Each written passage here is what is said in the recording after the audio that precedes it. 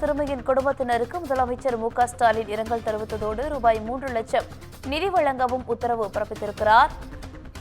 தொடர்ந்து அண்மைச் செய்தியாக பார்த்து வருகிறோம். சிறுமி உயிரிழப்பு குறித்து முதலமைச்சர் மு.க. ஸ்டாலின் இரங்கல் தெரிவித்திருக்கிறார்.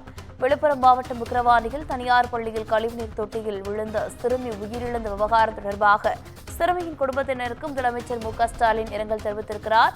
3 லட்சம் ரூபாய் நிதி வழங்கவும் உத்தரவு பிறப்பித்திருக்கிறார். பணியில் அலட்சியம் காட்டியதாக பள்ளியில் 3 பேர் கைது செய்யப்பட்டுள்ளனர். கூடுதல் விவரங்களோடு இணைகிறார் செய்தியாளர் அக்பர். அக்பர், வணக்கம். விவரங்கள். வணக்கம். விழுப்புரம் மாவட்டம் விக்கிரவாண்டியில் உள்ள தனியார் பள்ளியில் கழிவுநீர் தொட்டியில் விழுந்து உயிரிழந்த குழந்தையின் பெற்றோருக்கு முதலமைச்சர் மு.க. ஸ்டாலின் ஆறுதல் தெரிவித்ததோடு நிதியுதவி வழங்கியுள்ளார்.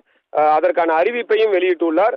விழுப்புரம் மாவட்டம் விக்கிரவாண்டி வட்டம் விக்கிரவாண்டி மேற்கு கிராமத்தைச் சேர்ந்த குழந்தை லியா லட்சுமி விக்கிரவாண்டியில் உள்ள தனியார் பள்ளியில் பயின்று வந்தார். இவர் இன்று மதியம் அதாவது 2 மணி அளவில் அங்குள்ள கழிவுநீர் தொட்டியில் எதிர்பாராத விதமாக தவறி விழுந்து இது சம்பந்தமாக முதலமைச்சர் மு.க. ஸ்டாலின் தன்னுடைய ஆறுதல் மற்றும் நிதியுதவி குறித்து அறிவிப்பு வெளியிட்டுள்ளார். அதில் பள்ளியில் கழிவுநீர் தொட்டியில் எதிர்பாராத விதமாக தவறி விழுந்து உயிரிழந்த குழந்தையின் மரணம் துயரகரமான செய்தி எனவும் இந்த செய்தியை கேட்டு மிகுந்த அதிர்ச்சியும் வேதனையும் அடைந்தேன்.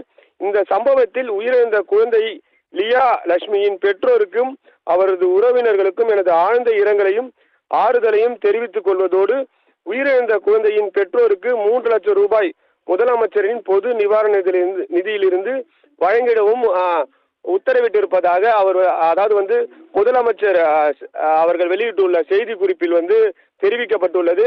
தற்பொழுது கழிவுநீர் தொட்டியில் உயிரிழந்த குடும்பத்திற்கு முதலமைச்சர் மு.க. ஸ்டாலின் ஆறுதல் தெரிவித்ததோடு உயிரிழந்த குழந்தைக்கு 3 லட்சம் ரூபாய் நிவாரணமாக வழங்கியுள்ளார். விவரங்களுக்கு நன்றி அக்பர் அலி.